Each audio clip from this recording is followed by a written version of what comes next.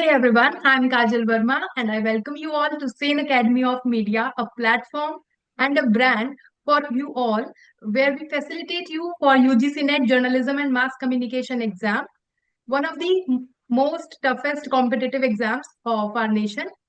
बिना किसी देरी के मैं आप सबको मिलवाना चाहती हूँ अनन्या जी से जिन्होंने दिसंबर 2024 अटेम्प्ट में जेआरएफ क्वालिफाई किया है। अनन्या जी, बिना किसी देरी के मैं आपको वेलकम करती हूँ on this platform, not as an aspirant today but as an achiever. Thank you ma'am. तो आज ये प्लेटफॉर्म आपका है और मैं चाहती हूँ कि आप सभी लर्नर्स को उसी पॉजिटिविटी के साथ थ्रू आउट द जर्नी अपना जो एक्सपीरियंस है वो बताइए कि पूरी जर्नी में आपका किस तरीके से रहा। लेकिन शुरुआत हम यहीं से करेंगे कि आपको कैसा फील हो रहा है जिस मोमेंट रिजल्ट आना था और जब कल वो रिजल्ट आ चुका था और अभी तक इस तरीके से आपकी चीजें जा रही हैं। Yes ma'am. मैम सबसे पहले तो फाइनल आंसर की आया था कल। तो हम पहले वो चेक करने बैठे, मतलब मैं और मेरी मदर। तो हम चेक कर रहे थे तो 51 के बाद से ना नंबर इधर उधर हो गया था।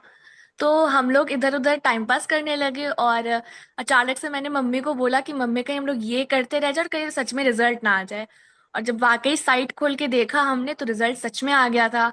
और जब एप्लीकेशन नंबर और पासवर्ड मैं डाल रही थी तो मुझे बहुत ज़्यादा हार्ट बीट मेरा तेज़ हो चुका था। और जैसे ही मैंने खोला और देखा, मैं और मम्मी हम लोग हमने तुरंत, मतलब हम लोग खुश हो गए एकदम। पापा मेरे सो चुके थे ऑलरेडी तब तक, तो हम पापा के रूम में गए, पापा एकदम जग के बैठ गए। तो वो मतलब खुशी अलग थी उनके जो चेहरे पे, मैंने खुशी देखा था उस टाइम। तो I felt really proud of my self that I made them proud. बड़ी तो कोई खुशी हो नहीं सकती है क्योंकि अल्टीमेटली हम यही हमेशा से सुनते भी आए हैं अपनी जर्नी में और सबको यही कहते हैं कि अल्टीमेटली आपको अपने पेरेंट्स को प्राउड फील कराना है। जब आपको लगता है ना कि इस गोल की हमें क्यों क्वालिफाई करना है, आखिरकार ये जेआरएफ चाहिए क्यों, तो एक सेल्फ का गोल तो रहता ही है अपना करियर। बट पेरेंट्स सबसे पहले होते हैं क्योंकि उनकी खुशी का कोई ऑब्वियसली ठिकाना नहीं होता है। लेकिन हम आगे बढ़े उससे पहले मैं चाहूंगी कि आप लर्नर्स को अपने बारे में, आप कहाँ से हैं, आपका एजुकेशनल बैकग्राउंड, ये सब अगर बताएंगे तो फर्दर वो आपसे कनेक्ट कर पाएंगे क्योंकि हमारी फील्ड आपको पता है मास कॉम की बड़ी ओपन है। तो मैम मैं बेसिकली झारखंड जमशेदपुर से हूँ, जिसको टाटा नगर के नाम से भी जानते हैं। और मैंने अपनी स्कूलिंग यहीं से की है, +2 तक। और स्कूल में मेरा स्ट्रीम टोटली डिफरेंट था, साइंस था, पीसीएमबी। और नीट दिया था मैंने, लेकिन उसमें हुआ नहीं था मेरा। तो फिर पापा ने मुझे बोला कि तुम्हारा लिटरेचर इंग्लिश अच्छा है तो तुम्हें लिटरेचर चूज करना चाहिए। तो मैंने बीएचयू से अपना बीए ऑनर्स इन इंग्लिश किया है। और बीएचयू से ही साइड बाय साइड ऑनर्स करते हुए मैंने वहीं से advance diploma in mass communication for 3 years किया है वहाँ से। तो वहाँ से मेरा मास कम्युनिकेशन के प्रति जो इंटरेस्ट था वो वहीं से डेवलप हुआ। और उसके बाद सीयूईटी पीजी मेरे टाइम में फर्स्ट टाइम हुआ था, 2022 में। तो उसको मैंने दिया था। तो मैंने महात्मा गांधी अंतर्राष्ट्रीय हिंदी विश्वविद्यालय, जो कि वर्धा में है, महाराष्ट्र में, वहाँ से मैंने अभी जस्ट रिसेंटली लास्ट ईयर 2024 में ही अपना मास्टर्स कंप्लीट किया है, जिसमें मैं यूनिवर्सिटी टॉपर भी थी वर्धा में। और उसके बाद फिर एक मास कॉम के प्रति अचीवमेंट, जो प्यार था वो बढ़ते ही गया उसके बाद से। मतलब एक अचीवमेंट ऑलरेडी आपके हाथ में थी। जी मैम। मतलब कि आप अपने बैच के टॉपर हैं तो मैं ये जी कह मैम। सकती हूँ कि आपका एकेडमिक्स वाला जो एरिया है वो ऑलरेडी काफी स्ट्रांग था या पॉलिश था। लेकिन क्योंकि आपने ये मेंशन किया है कि आपने इंग्लिश लिटरेचर के साथ अपना डिप्लोमा किया है मास कॉम के फील्ड में, इंटरेस्ट आपका वहीं से बना। मास कॉम का इंटरेस्ट तो आपका आ गया था, बट नेट आपके लिए अपीयर करना है वो कब, कहाँ, कैसे हुआ, वो सीड कब प्लांट हुआ कि कब वो बीज आ गया है और आज वो फाइनली पौधा आपके पूरे सामने पेड़ है वो। जब भी मैम हम लोग मास कॉम चूज करते हैं, जो नए बच्चे होते हैं, तो उनके माइंड में एक ही चीज होता है कि रिपोर्टर बनना है, फील्ड पे काम करना है, कंटेंट राइटिंग करना है। तो मेरे में भी माइंड में वही था। तो मेरे पापा ने कहीं से पढ़ा था साइट में नेट के बारे में।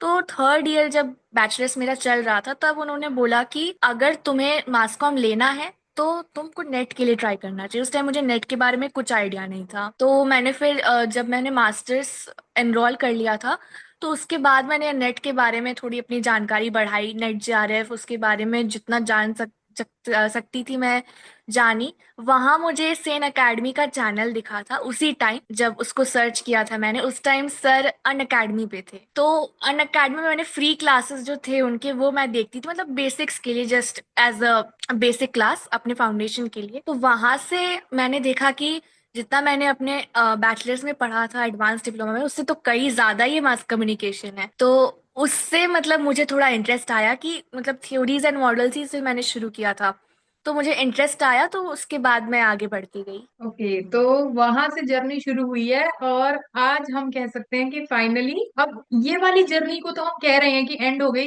बट हम जैसे बात कर रहे थे कि जेआरएफ हमारा एक गोल होता है जो हमें हर हाल में चाहिए। नेट देने का मतलब है कि हमें जेआरएफ ही चाहिए बाय डिफॉल्ट, तो वो अपने आप में एक हम्म। गोल होता है, लेकिन वो भी आपके फर्दर गोल सेट करेगा कि अभी हमें रिसर्च में जाना है, हमें पीएचडी करनी है, हमें एकेडमिक्स में करियर बनाना है या नॉन एकेडमिक्स। तो ये वो गोल है जो एक के बाद एक आपके नेक्स्ट गोल्स की तरफ हम मतलब प्लान करवाता है और फिर वहां लेकर के जाएगा। तो आपका क्योंकि सेकंड अटेम्प्ट है, जी। नेट का, तो आपको क्या लग रहा है कि कोई एक फैक्टर या कोई मल्टीपल फैक्टर्स ऐसे आपके रहे कि अगर लर्नर्स को पता लग जाए कि अच्छा पहले अटेम्प्ट में, क्योंकि बहुत सारे लर्नर्स का नहीं होता है, 2 3 4 6 सबके लगते हैं, तो ऐसा कौन सा हम्म। फैक्टर था इस वाले अटेम्प्ट में कि ये अटेम्प्ट आपका अटेम्प्ट बन गया फाइनली? मैम, मैंने फर्स्ट टाइम अपना एग्जाम दिया था नेट का दिसंबर 2023 में, फर्स्ट अटेम्प्ट। तो उस टाइम मैंने मतलब उतना सीरियसनेस से नहीं दिया था। मैंने पेपर वन कुछ टच भी नहीं किया था। आपने जो क्लासेस लिए थे उस टाइम टीचिंग एप्टीट्यूड के, तो मुझे वो एक वो समझ में आया था, एक रिसर्च समझ में आया था, कम्युनिकेशन। तो यही 3 यूनिट मैंने किए ही थे। और पेपर टू तो अपना था ही, वो भी उतना पॉलिश नहीं था। और उस टाइम कट ऑफ सबसे लो भी गया था, 192 जेआरएफ का था और 172 नेट का था। और मुझे 156 नंबर मिले थे। तो मैंने देखा कि बिना पढ़े भी मतलब ऐसा मेरे में कुछ तो नॉलेज होगा कि बिना पढ़े इतने नंबर आ गए। तो अगर मैं पढ़ूंगी तो हो सकता है कि मेरा जेआरएफ निकल सकता है, नेट निकल सकता है।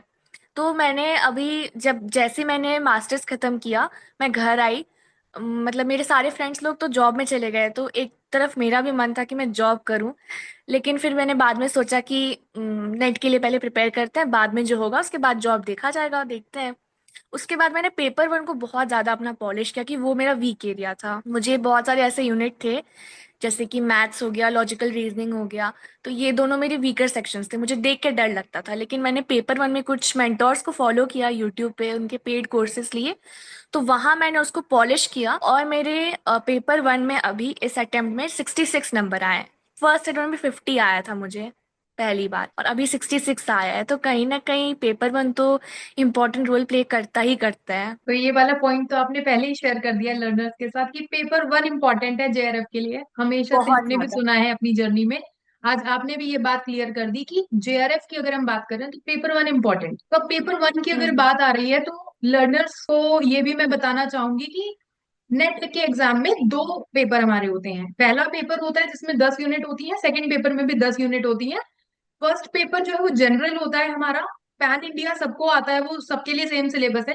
लेकिन पेपर टू आपका सब्जेक्ट स्पेसिफिक है, जिस भी सब्जेक्ट में आप मास्टर्स करते हैं वहीं से फिर आपको उसी सब्जेक्ट में अपियर करना होता है। और वो ज्यादा ओशियन जैसा होता है, मेरे जैसे लोगों को ये लगता है, क्योंकि वो एक बहुत सब्जेक्टिव ओपिनियन है। आपको पेपर टू में ऐसा है कि बहुत फैक्चुअल भी आ जाता है। अब क्योंकि अनन्या जी ने ये बात सामने रखी है कि पेपर वन एक एज देता है आपको जेआरएफ में, तो उसके रीजंस भी कुछ होते हैं कि सिलेबस आपका सेम है, बहुत क्वेश्चन में नहीं जाता, स्कोरिंग हो जाता है, लेकिन उसमें भी आपके वीक एरियाज हैं। तो आपका, मेरे को दो तरीके से मैं चाहूंगी कि आप लर्नर्स को अपनी स्ट्रैटेजी शेयर करें अनन्या जी। दो स्ट्रैटेजीज इस तरीके से कि एक हम अपने दोनों पेपर्स की स्ट्रैटेजी रखते हैं कि हमारे ओके। दोनों पेपर अलग हैं, एक हमारे फील्ड का है एक नॉन फील्ड का है, ये वाला एस्पेक्ट भी होता है। और हम्म। दूसरी स्ट्रैटेजी वो कि आपका एक था पहला अटेम्प्ट और एक था आपका ये सेकेंड एंड फाइनल अटेम्प्ट। तो अटेम्प्ट वाइज आपकी क्या स्ट्रैटेजी रही और पेपर वाइज आपकी क्या स्ट्रैटेजी रही, लर्नर्स जहां से कैच कर सकते हैं अपने लिए पॉइंट्स? मैम, सबसे पहले तो मैं बोलूंगी कि अपने फाउंडेशंस को स्ट्रॉन्ग करना चाहिए लर्नर को, चाहे वो पेपर वन हो चाहे वो पेपर टू हो। पेपर टू तो आपका सब्जेक्ट है, तो आप एक बार को थोड़ा निश्चिंत हो सकते हो, आप धीरे धीरे करो, आपके मास्टर्स में बैचलर्स में सेम सब्जेक्ट होता है। और रही बात पेपर वन की, तो जैसे कुछ यूनिट्स हैं जो आपका अटेंशन मांगती हैं, जैसे लॉजिकल रीजनिंग, वो स्कोरिंग भी और अटेंशन भी आपका मांगती है। अगर आपको एक बार समझ में आ जाए तो वो जिंदगी भर आपके साथ रहेगा। हायर एजुकेशन और पीडी कुछ ऐसे यूनिट्स है जो बहुत ज्यादा डायनेमिक है, हमें मतलब एग्जामिनर को खुद नहीं पता होता है वो क्या पूछना चाह रहे हैं। तो ये फैक्ट ये है। तो ऐसे कुछ यूनिट है कि आपको फाउंडेशन स्ट्रॉन्ग करना होगा, आप बेसिक जान जाओ, आप उससे रिलेटेड पीवाईक्यू सॉल्व करो तो वहां से आपका क्लियर हो जाएगा। एक तो पहला स्ट्रैटेजी ये है, आप पीवाईक्यू और पीवाईक्यू भर भर के सॉल्व करना है। मैंने पीवाईक्यू ही सॉल्व किया था, मैंने कोई एमसीक्यू कोई बुक कुछ नहीं सॉल्व किया था। बुक सारे मेरे ऐसे ही रखे रह गए हैं सारे, उसका पैसा वेस्ट ही हो गया है सारा। लेकिन मैंने सिर्फ और सिर्फ पीवाईक्यू ही सॉल्व किया है, चाहे पेपर 1 हो पेपर 2 हो, और उससे रिलेटेड जो मुझे नए कॉन्सेप्ट मिलते थे मैं उसको अपने नोट्स में ऐड ऑन करती जाती थी, पेपर 1 में भी पेपर 2 में भी। और जैसे कि मेरा वीकेस्ट सेक्शन अगर पेपर 1 में होगा तो वो होगा मैथ्स एंड डीआई। मुझे मैथ्स कभी पसंद नहीं था, अभी भी पसंद नहीं है, लेकिन मेरे पापा ने बोला कि देखो मैथ्स में एक एज होता है कि आप या तो वो गलत होगा या सही होगा, एक बार तुम्हें ट्रिक मिल जाएगा, एक बार तुम्हें थोड़ा दिमाग लगा लोगी कि कैसे सॉल्व करना है तो तुम उसको आगे लेके भी जाओगी। तो फिर मैंने कुछ कुछ क्लासेस की, कुछ बेसिक क्लासेस जैसे profit loss, simple interest, ratio proportion, ये 3-4 यूनिट ही मैंने किए। और मेरे मैथ्स में अभी out of 5 question, 5 to 6 question मेरे 3 to 4 क्वेश्चन सही हुए। डीआई में मेरा एक क्वेश्चन सही हुआ है, क्योंकि उसमें मुझे टाइम नहीं मिला था लास्ट में, क्योंकि वो बहुत ज्यादा हम्म, कैलकुलेटिव था।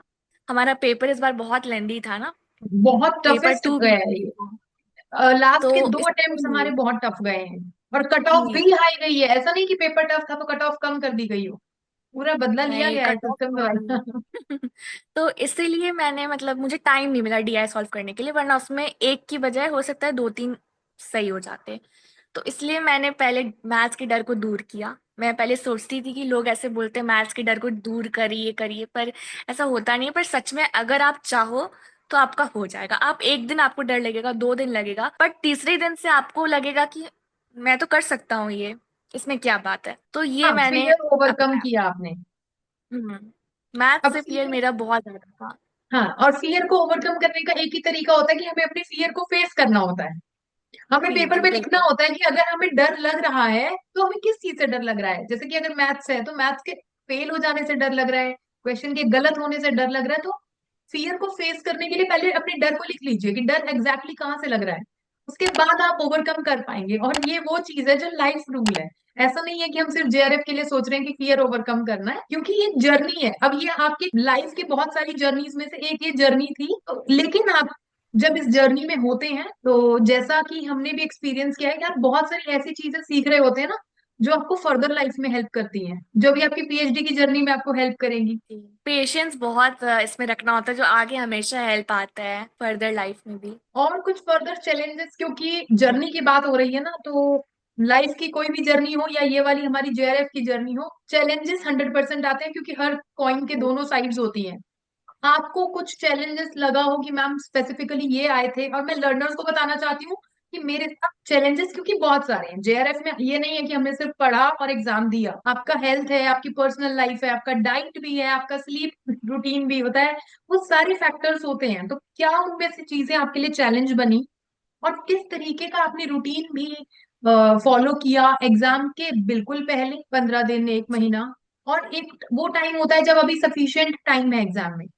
तो क्या आपका कोई रूटीन कैसा स्पेसिफिक गया, क्योंकि लर्नर्स की बहुत डिमांड होती है कि हम कब पढ़ें, कैसे पढ़ें, कितना पढ़ें। वो सब आप शेयर करिए अपनी जर्नी से। जी मैम। मैम सबसे पहले मेरा चैलेंज था जब मैं घर आई थी सितंबर में। तो मेरे सारे जो मेरे फ्रेंड्स हैं, B Ed in mass com और B Ed in non mass com, जो बाकी फ्रेंड्स हैं वो सारे जॉब पे हैं। तो मुझे पहले ऐसे लगता था कि मैं ही सिर्फ एक शायद मेरे में कुछ कमी है कि मैं जॉब में नहीं हूँ, और मेरे पापा ही वो इंसान है जिसको मैं कहूँगी जिसकी वजह से मेरा नेट क्लियर हुआ है। क्योंकि उन्होंने मुझे मतलब बहुत समझाते थे, वो डांटते भी थे समझाते भी थे कि नौकरी में क्या रखा है, 10,000 20,000, वहाँ जेआरएफ अगर तुम करोगी प्रोफेसर बनोगी, कितना अच्छा जॉब है, वाइट कॉलर जॉब है, इतना रिस्पेक्टेड हाईली रिस्पेक्टेड जॉब है ये। तो वो मुझे बोलते थे तो मुझे उतना समझ में नहीं आता था, मैं एक कान से सुन के दूसरे कान से निकाल देती थी। मुझे लगता था कि ऐसे ही बोल रहे हैं मुझे सांत्वना देने के लिए। तो मेरा सबसे बड़ा चैलेंज था ये कि मुझे कंसिस्टेंसी फॉलो करना था पढ़ाई के उसमें। रूटीन में। तो सबसे पहले मैंने मतलब पहला दिन मैं 1 घंटा बैठी, दूसरे दिन मैं 2 घंटा बैठी, इस तरह से मैंने फॉलो किया। मैं बहुत ज्यादा नहीं पढ़ती थी कि 6 घंटा पढ़ रही हूँ, 8 घंटा, मैं बहुत नहीं पढ़ती थी। मुझे बस 4 घंटे चाहिए होते थे, 2 घंटा for paper one and 2 hours for paper two. तो मैंने सबसे पहले फाउंडेशन, पेपर वन आपको मैंने ऑलरेडी बताया कि वीक था मेरा ऑलरेडी, मतलब मुझे डर लगता था, मैंने कभी किया नहीं था फिर भी मुझे डर था। तो पहले मैंने बेसिक्स अपने बिल्ड किए। मैंने भरत सर एक हैं, उनका मैंने लिया था पेड कोर्स। तो वहां से मैंने सबसे पहले अपने फाउंडेशंस को स्ट्रॉन्ग किया, और उसके बाद मैं यूट्यूब पे बाकी ट्यूटर्स के क्लास देखती थी, और जो मुझे लगता था एड ऑन उसको करना चाहिए, अपने नोट्स में कुछ एडिशनल इन्फॉर्मेशन मुझे मिल रहा है। कोई कोई मैराथन, मैंने 10 यूनिट के मैराथन किए हैं, 4 4 घंटे, 5 5 घंटे एग्जाम के पहले, क्योंकि उससे सारा कुछ रिविजन हो जाता है। तो 10 डेज में मैंने 10 मैराथन्स किए थे। और उसके बाद ये सारा चीज में तो पेपर वन आपका क्लियर हो जाएगा। रहा बात पेपर टू का, तो मैंने आपका मैराथन फॉलो किया था मैम, जो आपने लिया था मास कम्युनिकेशन का, 2 3 दिन आपने लिया था। हाँ। हाँ तो वो जी। मैंने किया था, तो वहां से मैंने किया, पीवाईक्यू सॉल्व किया मैंने। पेपर टू में मुझे पर्सनली, मुझे मैम चैलेंज नहीं लगा, क्योंकि वो मेरा सब्जेक्ट ही रहा है। मुझे एक चैलेंज लगता था पेपर टू में, जो था फिल्म सेक्शन यूनिट 9। बाकी सबका मुझे क्लियर। पूरा कॉन्फिडेंस था अपने ऊपर कि मैं सब कर लूंगी। और फिल्म में भी मैंने, मतलब मैं लास्ट में अपने दोस्तों से पूछती थी, सिन अकेडमी के कुछ दोस्त हैं मेरे, तो उनसे मैं पूछती थी कि तुम लोग क्या पढ़े हो फिल्म से, मुझे तो कुछ समझ में नहीं आ रहा है प्रोडक्शन में। मैं आज तक प्रोडक्शन में कभी गई नहीं हूँ। हमारे यूनिवर्सिटी में लैब था, पर वो नाम का था बस, और मुझे इतना इंटरेस्ट भी नहीं रहा है प्रोडक्शन में। लेकिन मैंने उस एरिया को भी स्ट्रॉन्ग किया, बाकी यूट्यूब वीडियोस को देख के, जय सर की वीडियोस को मैंने देखा फिल्म सेक्शन से, वहां से मैंने इन दोनों यूनिट्स को स्ट्रॉन्ग किया। और उसके बाद फिर अभी मुझे मेरे फिल्म वाले सेक्शन से भी बहुत सारे क्वेश्चन सही हुए हैं पेपर टू में। मतलब एज मिल गई आपको वो वाले वीक एरिया में भी, क्योंकि फेस अल्टीमेटली आपने अपनी फियर को फेस किया है, और जब उसको फेस जी किया जी। तो वो फियर ओवरकम हो गया। और आपने क्योंकि मेंशन करा है कि आप टाइम टू टाइम अपने नोट्स को अपडेट करते थे, इसका मतलब क्या आपने 10 यूनिट्स के नोट्स बनाए थे? जी मैम, मैंने पेपर वन पेपर टू दोनों का नोट्स बनाया था। हैवी नोट्स नहीं था, एक यूनिट 10 12 पेज का ही होता था, बहुत ज्यादा नोट्स मैंने नहीं बनाया था। पॉइंटर में मैंने नोट्स बनाए थे, तो और जो ये वन नहीं, ऑफ द। हम्म। कुछ कुछ ऐसे थे मैम जो बहुत ज्यादा याद करना पड़ता है, जैसे टीचिंग एप्टीट्यूड में कुछ मॉडल्स हैं, और कुछ स्टैटिस्टिक्स पार्ट जो है रिसर्च का, वो भी मैंने किया था। तो उसके भी कुछ पार्ट थे, तो वो मैं स्टिकी नोट्स पे अपने दीवार पे चिपका लेती थी, और उसको हर दिन देखती थी, वो दिमाग में ऐसे ही फिर स्टिक हो जाता है फिर। क्योंकि नोट्स का अल्टीमेट पर्पस ये है कि आप चीजों को रिकॉल कर पा रहे हैं उन पॉइंटर्स के थ्रू। नोट्स जी मैम। मेकिंग को लेकर भी इसलिए एक डेडिकेटेड सेशन मैंने कुछ टाइम पहले लिया था, क्योंकि ये एक बड़ा इशू रहा है। नोट्स बनाए या नहीं बनाए, कितना बनाए। मेरे को लग रहा है कि आपके रिस्पॉन्स से लर्नर्स को क्लियर हो गया है कि एक यूनिट 10 12 पेजेस में डन हो जाती थी। इट मीन्स नोट्स जी उतने जी। ससेंट हैं, क्योंकि होता क्या है, सफिशिएंट। लर्नर्स साथ साथ नोट्स बनाने लग जाते हैं, पीपीटी से लेकर के या पीडीएफ से लेकर के। हम सजेस्ट ये करते हैं अपने एक्सपीरियंस से कि नोट्स को बनाइए जब आप अच्छे से समझ लें, क्योंकि जब आप चीजों को समझ लेते हैं और तब आप अपने नोट्स मेकिंग पर आते हैं, तो आपको पता है कि मुझे कैसे नोट्स बनाना है और किन चीजों को इंक्लूड करना है। बहुत सारी चीजें जैसे कि आपने बताया ना इजी होती हैं, तो वो तो माइंड में आ गई, उनको हम क्विकली बस साइड में ड्रॉ करके इंफोग्राफिक फॉर्मेट में छोड़ देते हैं। इस तरीके से आपने पेशेंस के बारे में भी बात कर दी, कंसिस्टेंसी के बारे में भी बात कर दी, रूटीन आपका किस तरीके का इन सब के बीच जाता था, क्योंकि आपको अपने एग्जाम के तरफ वो पूरा आपने डिसिप्लिन दिखाया है। आपका जो रिजल्ट है वो इस बात को बता रहा है कि डिसिप्लिन दिखाया है, पेशेंस कंसिस्टेंसी दिखाई है।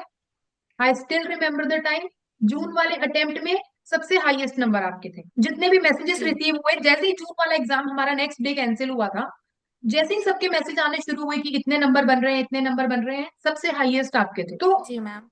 आपके लिए बड़ा ही एक, मुझे लगता है कि हमें चाहिए होता है ना कि अब फिर से रीस्टार्ट करेंगे हम, अब क्या करें, अब कैसे करें। तो आप अपने रूटीन को अगर शेयर कर दें तो लर्नर्स को हेल्प हो जाएगी। जी मैम।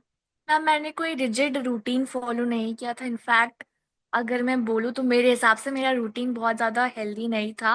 मैं सजेस्ट नहीं करूँगी बाकी लोगों को करने के लिए। मैं सुबह पढ़ नहीं पाती थी, क्योंकि मेरे मम्मी टीचर हैं, तो वो स्कूल चली जाती थी, और मेरे पापा ऑफिस चले जाते थे, तो घर पे कोई रहता नहीं था, तो मुझे बहुत नींद आती थी उस समय। तो मैं उस समय सो जाती थी, या अगर कभी कभी कभार मन हुआ तो मैं उस समय पढ़ती थी। तो और जब वो लोग वापस आते थे तो घर थोड़ा मुझे भरा भरा लगता था। वो माहौल मुझे पसंद आता है कि मेरे मम्मी पापा हैं, मम्मी काम कर रही हैं, पापा टीवी देख रहे हैं। तो मैं मैं करती थी कि मैं शाम में पढ़ने बैठती थी, 5 या 6 बजे तक 2 घंटे में पढ़ती थी। मैं खाना वाना खा के वापस 2 घंटे बैठती थी। और पहले तो जब मैं फाउंडेशन अपना बिल्ड करी थी पेपर वन के लिए, तब मैं थोड़ा ज्यादा बैठती थी, दिन से ही बैठ जाती थी क्योंकि टाइम देना होता है पेपर वन के लिए। तो उस समय मैंने फॉलो किया था। लेकिन एग्जाम के 1 महीने पहले जब दिसंबर में नोटिस आ गई थी फॉर्म्स के, तब मैंने अपना रूटीन चेंज किया। मैं मतलब सुबह उठती थी 7:30 बजे 7 बजे तक, और उसके बाद मैं पढ़ती थी। और उसके बाद फिर मतलब मैंने अपने नोट्स जो है वो वॉलपेपर बना के रखे थे फोन में, जो मुझे टफ लगता था। तो वो फोन अगर चला भी रहे हो तो फिर वो दिख जाता था, तो वो दिखते दिखते फिर कभी कभी याद भी हो जाता है। मैं अपने फ्री टाइम में यूट्यूब में आपके लेक्चर्स देखती थी, पेपर वन के भी लेक्चर्स देखती थी, सर के लेक्चर्स देखती थी। तो उससे भी मेरे दिमाग में, अगर मैं कुछ नहीं भी कर रही हूँ, मैं कुछ काम कर रही हूँ, तो वो मेरे कान में चलता रहता था, जो भी लेक्चर्स होते थे। तो वो एक दिमाग में बैठ जाता है, भले फोन पास में ना हो, स्क्रीन नहीं दिख रहा हो, कान में ही लगाओ। मैं कुछ और करती थी तो वो सुनाई देता था, तो वो दिमाग में बैठ जाता है। तो चीजें आपके सबकॉन्शियस में जा रही थी, लेकिन वो सबकॉन्शियस में तब एंटर करती हैं जब हमने पहले से उन चीजों को पढ़ा होता है, सुना होता है। क्योंकि अगर मैं या अभी यहाँ पर कोई एक टर्म बोल दूं, may be white propaganda, grey propaganda, जो लर्नर्स ने पढ़ा है, आपने पढ़ा है, हमने पढ़ा है, और जिन्होंने पढ़ा है वो इससे कनेक्ट कर पाएंगे, और तभी वो चीज सबकॉन्शियस में जा रही होती है। एकदम से हम फ्रेश कंसेप्ट उठाएंगे, वो एक नहीं आपके सबकॉन्शियस में आ पाएगा। ये एक मेजर चीज है। बाकी ऐसा कुछ नहीं था आपके रूटीन में अनन्या जी की फॉलो ना किया जाए। बहुत सारे लर्नर्स नाइट पर्सन भी होते हैं, हर कोई मॉर्निंग में नहीं स्टडी करता है। तो यहाँ से उनको एक ये डिफरेंशिएशन मिल गया, क्योंकि मैक्सिमम सक्सेस स्टोरीज में यही आता है कि सब मॉर्निंग वाले थे, मैं भी मॉर्निंग वाली थी। जब मैं आपकी जगह यहाँ बैठी थी हमने भी यही शेयर किया। लेकिन आज उन्हें वैलिडेशन मिल जाएगा कि ये चीज सही है। इट इज टोटली ओके कि आप जब पढ़ रहे हैं तो उसमें क्वालिटी निकल के आनी चाहिए। ये मैटर किया आपके एरिया में, आपके केस में। अब क्विकली कुछ ऐसे टिप्स जाते जाते जो आपको लगे कि, क्योंकि आपने ना सब कुछ बता दिया है, मेरे को ऐसा लग रहा है, patience, consistency, notes, weak areas, strong areas. तो अब मैं चाह रही हूँ कि जाते जाते लास्ट में कुछ ऐसे पॉइंट्स, कुछ ऐसे टिप्स आप लर्नर्स को दे के जाइए कि अगर वो न्यू लर्नर्स हैं या वो पुराने भी हैं, तो वो ऐसा चीजें फॉलो करें कि उन्हें ये छोड़ना नहीं है, ये बिल्कुल अकाट्य है। ये अनन्या जी का एक ऑर्डर है कि आज यहाँ मैं अचीवर फेज में हूँ। अब लर्नर्स के माइंड में है कि वो अचीवर फेज पे आना चाहते हैं, तो ऐसी चीजें वो फॉलो करेंगे कि अब अगला फेज उनका है यहाँ पे। डेफिनेटली मैम, सबसे पहले तो मैं ये बोलूंगी, it's okay if you fail. अगर आप पहले अटेम्प्ट में हो, दूसरे अटेम्प्ट में अगर आप फेल होते हो, तो आपको हार नहीं मानना है। आपको ये नहीं सोचना है कि मैं उससे कम हूं या मेरे में कोई कमी है। ये चीज को, इस नेगेटिविटी को सबसे पहले अपने माइंड से निकाल लेना है। और दूसरी पॉइंट अगर मैं बात करूं, तो आपके जो वीक एरियाज हैं, जैसे बहुत 90% लोगों के जो वीक एरिया होता है मैथ्स, तो अगर आपसे वो मैंने सिंपल फॉलो किया था अपने मन में कि मैथ्स के मैक्सिमम 15 क्वेश्चन होते हैं, सॉरी 10 क्वेश्चंस होते हैं, डीआई एंड मैथ्स इंक्लूडिंग। हम्म। तो मैंने सोचा कि अगर मैं इसको नहीं भी कर पाती हूँ सॉल्व एग्जाम में, एटलीस्ट मेरे हाथ में बाकी 8 यूनिट तो हैं, उसको तो मैं अच्छा कर सकती हूँ। तो मैंने वो सोच के किया था कि मैथ्स अगर ना भी हो तो कोई बात नहीं, बाकी यूनिट को तो स्ट्रॉन्ग कर सकते हैं हम लोग। तो लर्नर को ये चाहिए कि आप, अगर आप 2 यूनिट छोड़ रहे हो, तो आपको 8 यूनिट को एकदम 100% देना होगा। नहीं तो आप सोचो कि इसको भी आधा करे, उसको एकदम कुछ नहीं करे, तो फिर नहीं हो पाएगा उसके बाद। और पेपर टू में मैं बोलूंगी कि अगर आपको, जैसे मुझे मुझे फिल्म सेक्शन वीक लगता था, तो मुझे फिल्म देखना अभी भी पसंद नहीं है। मैं फिल्म देखने के लिए, मुझे बहुत मूड बनाना पड़ता है कोई भी फिल्म देखने के लिए। तो आप भले फिल्म ना देखो, आप सबकॉन्शियस माइंड में रिकॉल करते रहो जो अभी तक पीवाईक्यू में पूछे गए हैं, अभी तक इस सेशन तक। आप उसको रिकॉल करो, आप अपने नोट्स बनाओ, आप एडिशनल नोट्स बनाओ नेट से देख के, आजकल बहुत रिसोर्सेज अवेलेबल हैं। आप अपने मास्टर्स और बैचलर्स के सिलेबस को बहुत अच्छे से फॉलो करो, क्योंकि अगर आप उसको फॉलो करोगे तो आपका नेट निकलना बहुत बड़ी बात नहीं है, आपका निकल जाएगा, कोई ऐसी बात नहीं है। लेकिन अगर आप उसमें ध्यान नहीं दोगे, आप सोचोगे कि बैचलर्स है, पास होना है, मास्टर से पास होना है, नेट बाद में निकाल लेंगे, तो वो कहीं ना कहीं बाद में दिक्कत करेगा, आपका काम डबल हो जाएगा। और तीसरा से बात ये है कि रूटीन आप अपने हिसाब से फॉलो करो, जो आपको लगे। आप नाइट आउल हो, वो आप पे डिपेंड करता है, आप अपनी रूटीन वैसे बनाओ कि आप नाइट आउल हो के भी पढ़ लो, दूसरों को दिक्कत भी ना हो घर में, और आप पढ़ भी लो। और अगर आप मॉर्निंग पर्सन हो तो वो भी सही है, तो कोई दिक्कत ही नहीं है। कुछ लोग होते हैं जो सुबह नहीं उठ पाते, मैं नहीं उठ पाती हूँ सुबह, मुझे बहुत डांट पड़ती है घर में अभी भी। तो मैं उठ नहीं पाती हूँ, मैं रात में बहुत जगती हूँ, मैं 2-3 बजे तक जगती हूँ। इनफैक्ट कल मैं खुशी के मारे 4:30 बजे सोई थी। तो ये ऐसा तो होता बनता है है। मेरे साथ। एक दिन मैं, मैम, पूरे दिन नहीं सोई थी, मतलब रात में मैं सोई नहीं थी। मैंने आपका क्लास देखा था मैराथन वाला, जो आपने रिसेंटली अभी किया था, तो वो मुझे इतना ज्यादा रस लग गया था। 4-5 घंटे का 2 क्लास था, तो वो टोटल मिला के समथिंग 7-8 घंटे का था। तो मैं सोची कि आज उसको खत्म करके रहूंगी, क्योंकि मैंने रात में 12-1 बजे चालू किया था उसको। तो मैं सोची कि अब मुझे जब समझ में आ रहा है, अभी रिविजन हो रहा है, तो करते जाओ करते जाओ। तो मैं 6:30 बजे उसको बंद की थी। बाप रे।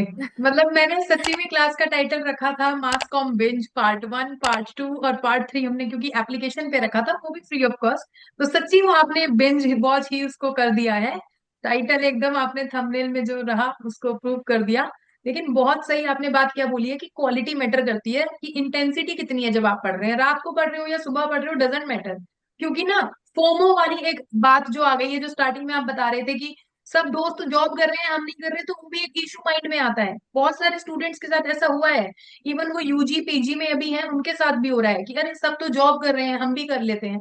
तो हमें ना वो प्रेशर में नहीं आना है, हमें बैंड वैगन फैलेसी जो हम लॉजिकल रीजनिंग में पढ़ते आए हैं, हमें उसमें नहीं लूप में फंसना है। ये बड़ा ही इंपॉर्टेंट है। और मुझे लगता है कि आपने बहुत जेन्युइन तरीके से अपनी सारी जो जर्नी है वो बहुत समराइज्ड मैनर में सामने रखी है, और लर्नर्स को डेफिनेटली इससे हेल्प मिलने वाली है, ये मैं गारंटी से कह सकती हूँ।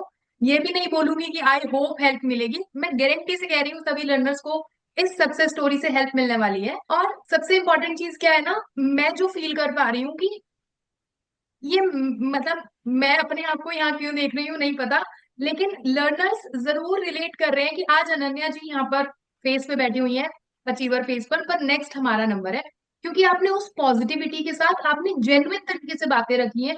आपने कुछ भी वो नहीं करा कि मैं मेकअप कर दूं बातों का और वैसे रखूं। आपने बहुत सही तरीके से अपनी सारी बात जो जेन्युइन है वैसे रखी है, और जेन्युइनिटी ही है जो लॉन्ग लास्टिंग होती है और लोगों को पसंद भी आती है। और इसी के साथ मैं आपको बहुत ज्यादा अपनी तरफ से, मैं इतना ओवरवेलम हो रही हूँ आपकी जर्नी सुन के कि मेरे को नहीं समझ आ रहा है कि मैं आपको क्या बोलूँ। स्टिल मैं आपको बेस्ट विशेस देना चाहूंगी। Congratulations for qualifying JRF, and further आपकी जर्नी के लिए भी आपको all the very best Ananya ji. Thank you so much, thank आपने यू अपना टाइम दिया है और बहुत अच्छे से अपनी जर्नी को शेयर किया है। मैम, आप लोग के बिना तो कुछ नहीं हो पाता। सत्यम सर, आप, शिल्पी मैम, क्योंकि इन्होंने पेपर 2 को बहुत ज्यादा आसान बना दिया है आज के टाइम पे। पहले तो कोई रिसोर्सेस नहीं होते थे, तो सत्यम ये सर को सच है। मैंने कभी भी डाउट पूछा है, एनी टाइम उन्होंने हेल्प किया है शुरू से ही। और बस उनके आशीर्वाद से ही सब, आपके आशीर्वाद से ही सब हुआ है।